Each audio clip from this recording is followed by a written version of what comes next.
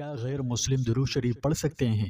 ہمیں اپنے معزز دوستوں اور ناظرین کی جانب سے اس دلچسپ موضوع پر ویڈیو بنانے کے لیے بہت سی درخواستیں موصول ہوئی ہے۔ آج ہم اس موضوع پر ایک بہت ہی قیمتی ویڈیو لے کر آئے ہیں۔ اس اہم ویڈیو میں ہم ان جوابات کا جائزہ لیں گے جن کی آپ تلاش کر رہے ہیں۔ انشاءاللہ امید ہے آپ کو یہ پسند آئے گی۔ یہ بہت اہم ویڈیو ہونے جا رہی ہے، اس لیے آخر تک ضرور دیکھیں۔ آج ہم ایک نہایت ہی دلچسپ ٹاپک پر گفتگو کرنے کا ایک اور موقع نصیب ہوا، جس پر آپ میں سے بہت سے لوگ درخواست کر رہے ہیں کہ کیا غیر مسلم درود شریف پڑھ سکتے ہیں؟ یہ ایک بہت ہی دلچسپ سوال ہے، اور انشاءاللہ آج ہم علماء فقہا کے ارشادات کی روشنی میں کھلے دل کے ساتھ اس کا جواب تلاش کریں گے کہ اسلام اس بارے میں کیا کہتا ہے۔ میں مفتی یا عالم نہیں ہوں، ایک ادنا سا طالب علم ہوں۔ اللہ سبحانہ و تعالیٰ کی رضا خوشنودی چاہتا ہوں، تو اس مقصد کے لیے اس کے احکامات کو دور دور تک پھیلانے کی کوشش کر رہا ہوں، اور معتبر کتب کے مطالعے کے بعد جو نتیجہ اخذ کرتا ہوں تو علماء فقہا کے ارشادات کی روشنی میں آسان ترین لفظوں میں وہ شیئر کر دیتا ہوں۔ امید ہے کہ یہ وضاحت آپ کو یاد رہے گی۔ درود شریف، جسے صلوات بھی کہا جاتا ہے، دین اسلام میں ایک بہت ہی خوبصورت اور پیارا عمل ہے۔ یہ نبی کریم صلی اللہ علیہ وسلم سے اپنی محبت و عقیدت اور ہم پر آپ کے عظیم الشان احسانات پر شکر گزاری کے اظہار کا ایک طریقہ ہے۔ لیکن سوال یہ ہے کہ کیا غیر مسلم بھی اگر آپ صلی اللہ علیہ وسلم پر درود شریف پڑھنا چاہیں تو کیا پڑھ سکتے ہیں؟ اس سوال کے جواب کے لیے آئیے پہلے درود شریف کی اہمیت کو سمجھیں کہ یہ عمل ہے کیا، یعنی اس کے بارے میں قرآن و حدیث کیا کہتے ہیں۔ سورہ احزاب کی آیت نمبر 56 میں اللہ تعالیٰ مومنوں کو حکم دیتا ہے، بے شک اللہ اور اس کے فرشتے نبی پر درود بھیجتے ہیں، اے ایمان والوں تم بھی ان پر خوب درود و سلام بھیجا کرو۔ یہ آیت شریفہ مسلمانوں کے لیے نبی کریم صلی اللہ علیہ وسلم پر درود بھیجنے کی اہمیت کو واضح کرتی ہے۔ اگرچہ درود شریف بھیجنے کا حکم بنیادی طور پر ایمان والوں کے لیے ہے جنہوں نے آپ صلی اللہ علیہ وسلم پر ایمان لایا، تو اس آیت میں مسلمانوں کے لیے حکم ہے، لیکن اس کے پڑھنے میں غیر مسلموں کے لیے کوئی صریح ممانعت نہیں ہے۔ در حقیقت درود شریف پڑھنے کو نبی کریم صلی اللہ علیہ وسلم کی مدح و توصیف اور تعظیم کے طور پر دیکھا جا سکتا ہے۔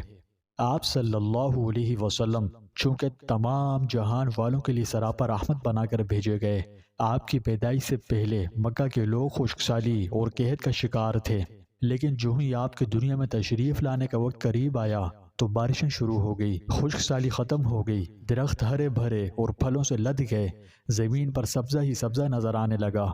ام المومنین حضرت عائشہ صدیقہ رضی اللہ عنہا سے مروی ہے کہ انہوں نے بارگاہ رسالت میں عرض کیا، یا رسول اللہ، کیا آپ پر جنگ احد کے دن سے بھی زیادہ سخت دن کوئی آیا ہے؟ آپ صلی اللہ علیہ وسلم نے فرمایا، مجھے تمہاری قوم سے بڑی تکلیفیں پہنچی ہے، اور مجھ پر سب سے سخت دن یوم عقبہ کا تھا۔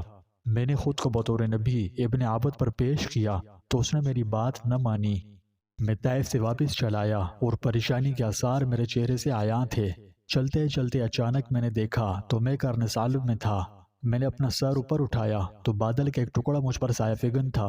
میں نے اس کے اندر جبرائیل کو دیکھا، اس نے مجھے ندا دی اور عرض کیا، اے اللہ کے رسول، بے شک اللہ تعالیٰ نے آپ کے ساتھ آپ کی قوم کی گفتگو اور ان کا جواب سن لیا ہے، لہٰذا آپ کی خدمت میں پہاڑوں پر معمور فرشتے کو بھیجا ہے تاکہ آپ اسے کافروں کے متعلق جو چاہیں حکم فرمائیں۔ پھر پہاڑوں پر معمور فرشتے نے مجھے پکارا اور سلام عرض کیا اور کہا، یا رسول اللہ، آپ کی مرضی پر منحصر ہے، اگر آپ چاہیں تو میں اخشبین پہاڑ کو اٹھا کر ان کے اوپر رکھ دوں۔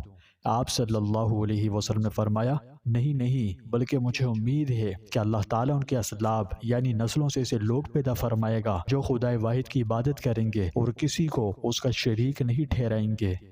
حضرت ابو ہریرہ رضی اللہ عنہ بیان کرتے ہیں کہ حضور نبی کریم صلی اللہ علیہ وسلم سے عرض کیا گیا، یا رسول اللہ، مشرکین کے خلاف بد دعا فرما دیجئے، تو رحمت عالم صلی اللہ علیہ وسلم نے فرمایا، میں لعنت کرنے والا بنا کر نہیں بھیجا گیا، میں تو صرف سراپا رحمت بنا کر بھیجا گیا ہوں۔ اللہ اکبر۔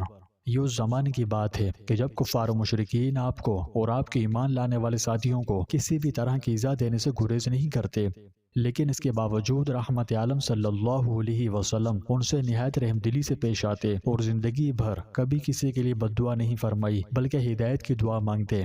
ایک حدیث میں آپ صلی اللہ علیہ وسلم نے فرمایا، بے شک اللہ تعالیٰ نے مجھے رحمت للعالمین یعنی تمام جہانوں کے لیے رحمت اور ہدی للعالمین یعنی تمام جہانوں کے لیے ہدایت بنا کر مبعوث فرمایا۔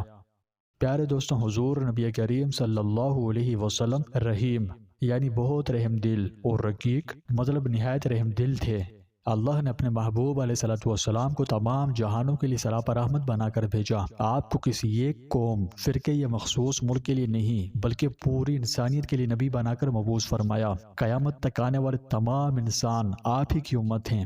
تو کوئی بھی انسان اگر صراط مستقیم کی طرف آنا چاہتا ہے لیکن شیطانی وساوس اسے اس مقصد سے باز رکھتے ہیں، تو ہاں، وہ نبی آخر الزماں سے محبت پیدا کرنے، آپ سے تعلق خاص پیدا کرنے کے لیے اگر درود شریف پڑھنا چاہے تو علماء کے بقول پڑھ سکتا ہے، اس میں کوئی قباحت نہیں، کیونکہ درود شریف پڑھنے والے پر شیطان کا بس نہیں چلتا، تمام حربے فیل ہو جاتے ہیں، یعنی درود شریف پڑھنے والے سے شیطان دور بھاگتا ہے۔ باقی ہدایت اللہ کے ہاتھ میں ہے، بے شک وہ جسے چاہتا ہے ہدایت بخشتا ہے۔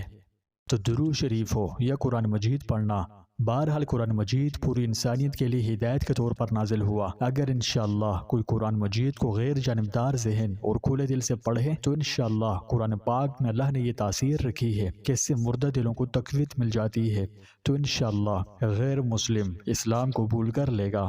تو ان ساری باتوں کا خلاصہ یہ ہے کہ غیر مسلم یقیناً درود شریف پڑھ سکتے ہیں اگر ان کا مقصد نبی کریم صلی اللہ علیہ وسلم کی تعظیم اور محبت کا اظہار کرنا ہو۔ پیارے دوستوں، جیسا کہ رسول اللہ صلی اللہ علیہ وسلم کو اللہ پاک نے تمام جہانوں کے لیے رحمت للعالمین بنا کر بھیجا اور آپ تمام مخلوقات کے لیے رحمت ہیں، آپ کی حیات، آپ کی مبارک تعلیمات اور بے مثال کردار پوری انسانیت کے لیے ایسا روشن نمونہ ہے کہ جس پر چل کر اللہ کی رضا خوشنودی حاصل ہو سکتی ہے اور انسان دونوں جہانوں کی کامیابیوں سے ہمکنار ہو سکتا ہے۔ اگر کوئی غیر مسلم بھی درود شریف کو ادب اور اخلاص کے ساتھ پڑھے تو علماء و فقہا کے نزدیک ایسا کرنے میں کوئی حرج نہیں، بلکہ اللہ کی ذات سے کبھی امید کی جاتی ہے کہ اپنے نبی، اپنے محبوب علیہ السلام سے محبت الفت اور عشق کی برکت سے اسے ہدایت نصیب فرما دے اور یوں وہ ایمان والا بن جائے۔ تاہم یہ یاد رکھنا ضروری ہے کہ درود شریف ہمیشہ احترام کے ساتھ پڑھا جائے، ادب کو ملحوظ رکھا جائے، کیونکہ حضور صلی اللہ علیہ وسلم اللہ سبحانہ و تعالیٰ کے محبوب، اس کے لاڈلے اور بہت پیارے ہیں۔ اللہ نے اپنے محبوب کو بڑی شان و شوکت عطا فرمائی ہے، اس لیے اسلام میں آپ صلی اللہ علیہ وسلم کے نام مبارک کو بہت بڑی اہمیت حاصل ہے۔ لہٰذا اس بات کا بہت دھیان رکھا جائے کہ آپ صلی اللہ علیہ وسلم کی شان اقدس میں کوئی جانے انجانے میں کوئی بے ادبی نہ ہو جائے، کیونکہ اللہ بچائے اس کے نتائج بہت سنگین نوعیت کے ہوتے ہیں۔ حضرت محمد صلی اللہ علیہ وسلم پوری انسانیت کے لیے آئیڈیل ہے۔ آپ نے تو اپنے بڑے سے بڑے دشمنوں کو بھی انتہائی رحم دلی کا مظاہرہ کرتے ہوئے معاف فرما دیا، جبکہ اگر آپ چاہتے تو انہیں کڑی سے کڑی سزا دے سکتے تھے، کیونکہ اللہ نے حالات کو آپ کے تابع بھی بنا دیا تھا، لیکن آپ نے انہیں معاف کر دیا۔ ہم امید کرتے ہیں کہ اس ویڈیو سے آپ کے سوالوں کو جواب مل گیا اور ہماری اس اہم موضوع کی وضاحت آپ کو سمجھ آ گئی ہے۔ تو آپ کیا سوچتے ہیں؟ براہ کرم کومنٹس میں اپنے خیالات کا اشتراک ضرور کریں، ہمیں آپ کے کومنٹس کا انتظار رہے گا۔ اللہ تعالی ہم سب کو حق اور سچ کی راہ پر گامزن فرمائے۔